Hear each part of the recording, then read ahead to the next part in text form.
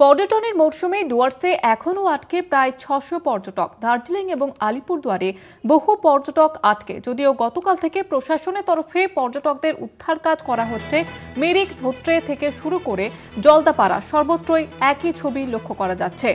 এখনো পর্যন্ত ৬০০ জন পর্যটক আটকে রয়েছে সেখানে। সরাসরি রয়েছে আমাদের প্রতিনিধি কৌস্তব ভৌমিক। কৌস্তব, ঠিক কি পরিস্থিতি, প্রশাসনের তরফ থেকে কি কি ব্যবস্থা নেওয়া হয়েছে?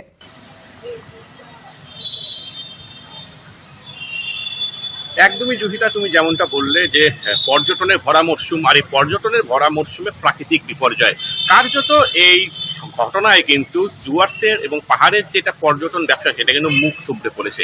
তুমি জানো, উৎসবের মরশুম আর এই সময় বিভিন্ন এলাকার পর্যটকদের কার্যত ভিড় দেখা যায় বিভিন্ন এলাকায়। ক্ষতিগ্রস্ত জলপাইগুড়ি, আলিপুরদুয়ার এবং দার্জিলিং জেলার একাধিক পর্যটন স্থল রয়েছে, পর্যটন কেন্দ্র রয়েছে। পুজোর ছুটিতে সেই সমস্ত এলাকায় কিন্তু পর্যটকদের ভিড়ে রীতিমতো ঠিক করছিল। তবে গতকালকের পর থেকে দেখা যাচ্ছে যে একটা ওই এলাকায় বিষণ্ণতার সুর। গতকাল পর্যন্ত পাওয়া যে তথ্য তাতে জানা যাচ্ছে যে ৬০০ জনের উপরে পর্যটকদের আটকে রয়েছেন। তবে প্রশাসনের তরফ থেকে তৎপরতার সাথে বিভিন্ন এলাকায় আটকে থাকা পর্যটকদের উদ্ধার করার কাজ কিন্তু শুরু করা হয়েছিল এবং সেটা এখনো চলছে। তোমাকে জানিয়ে রাখবো, আজ সকালে জলদাপাড়া টুরিস্ট লজে আটকে থাকা পর্যটকদের জেসিবির মাধ্যমে কিন্তু সেখান থেকে উদ্ধার করে নিয়ে আসা হয়। গতকালকে যেমনটা কুলকি হাতের পিছে চাপিয়ে তাদেরকে সেখান থেকে উদ্ধার করা হয়েছিল। পাশাপাশি দার্জিলিং জেলার মিরিক, ধোত্রে থেকে শুরু করে জোরবাংলো বিভিন্ন এলাকায় ধসে ক্ষতিগ্রস্ত হয়েছে এবং সেই সমস্ত এলাকায় আটকে থাকা পর্যটকদেরও উদ্ধার করার কাজ চালিয়ে যাচ্ছে প্রশাসন। তুমি জানো যে এই সমস্ত জেলার যে অর্থনীতি তার মূল ভিত্তি কিন্তু পর্যটন ব্যবসা। কাজেই এই পর্যটনের ভরা মরশুমে এরকম একটি প্রাকৃতিক বিপর্যয় বলা যেতে পারে যে অর্থনীতির মেরুদণ্ড প্রায় ভেঙে দিয়েছে। বিভিন্ন এলাকায় পর্যটন কেন্দ্র ক্ষতিগ্রস্ত হয়েছে, রাস্তা ক্ষতিগ্রস্ত হয়েছে। কাজে এই সমস্ত কিছু কবে স্বাভাবিক হবে, তারপরে কিন্তু এই পর্যটন যে ব্যবসা বা পর্যটনের আনাগোনা ফের একবার স্বাভাবিক হবে বলেই মনে করা হচ্ছে। তবে এই মুহূর্তে প্রশাসনের তরফ থেকে যেটা প্রধান লক্ষ্য দেওয়া হয়েছে যে এলাকাগুলি ক্ষতিগ্রস্ত হয়েছে সেগুলোকে আগের অবস্থায় ফিরিয়ে আনা। যেখানে পর্যটক থেকে শুরু করে সাধারণ মানুষ এখনো আটকে রয়েছে তাদেরকে সেখানে নিরাপদ দূরত্বে সরিয়ে নিয়ে আসা, এই সমস্ত কিছু কিন্তু করা হচ্ছে প্রশাসনের তরফ থেকে। এবং আজকে কিন্তু মুখ্যমন্ত্রী আসতে চলেছেন উত্তরবঙ্গে, কিছুক্ষণের মধ্যে তিনি উত্তরবঙ্গে আসবেন এবং ক্ষতিগ্রস্ত বিভিন্ন এলাকায় তিনি যাবেন। যেরকম আমরা যেটা খবর পাচ্ছি যে আলিপুরদুয়ারের যে হাসিমারা বায়ুসেনা ছাউনি রয়েছে সেখানে মুখ্যমন্ত্রী নামবেন এবং তার পরবর্তীতে সেখানে যেমন জলদাপাড়া রয়েছে, তারপর নাগরাকাটা থেকে শুরু করে ধূপগুড়ি, ময়নাগুড়ি, দার্জিলিং বিভিন্ন এলাকায় যে ক্ষতি হয়েছে সেই সমস্ত এলাকাও মুখ্যমন্ত্রী পরিদর্শন করতে পারেন বলে সূত্রের খবর।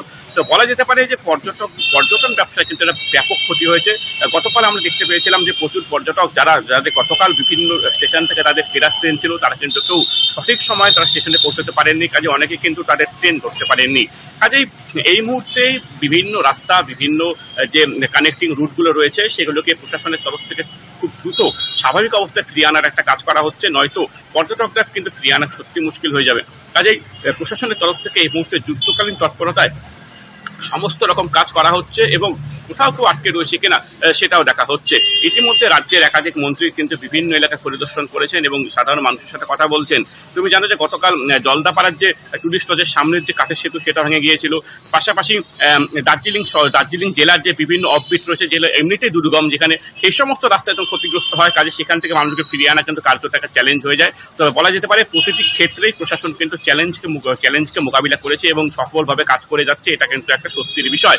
তবে একটা বিষয় যে পর্যটনের ভরা মরশুমে পর্যটন নির্ভর এই এলাকার অর্থনীতি, সেই জায়গায় যদি এরকম বড়সড় কোনো বিপর্যয় হয়ে যায়, সেখানে যদি পথঘাট না থাকে, যাতায়াতের ব্যবস্থা না থাকে, সেই ক্ষেত্রে আগামী দিনে এই এলাকায় পর্যটনের ভবিষ্যৎও কিন্তু একটা প্রশ্নের মুখে।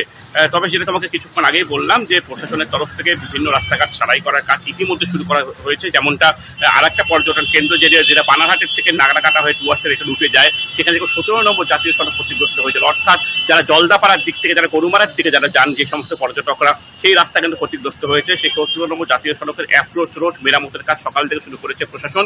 রাজ্যের মন্ত্রী বুরুচিক বড়াই সেই কাজের তদারকি করছেন। যেটি জানতে পারা যাচ্ছে মুখ্যমন্ত্রী সেই রুটে কিন্তু বামনডাঙ্গা, টুন্ডু এলাকাও যেতে পারেন। কাজেই সমস্ত এলাকা রাস্তাঘাট যে রয়েছে সেই কানেক্টিভিটিগুলো সব ঠিকঠাক করাই এখন প্রশাসনের প্রধান চ্যালেঞ্জ। আর পর্যটকদের কিন্তু সুস্থভাবে স্বাভাবিকভাবে তাদেরকে ফিরিয়ে আনা হচ্ছে, এমনটা কিন্তু প্রশাসনের তরফ থেকে জানানো হয়েছে। ধন্যবাদ জানাবো তোমাকে কৌস্তব।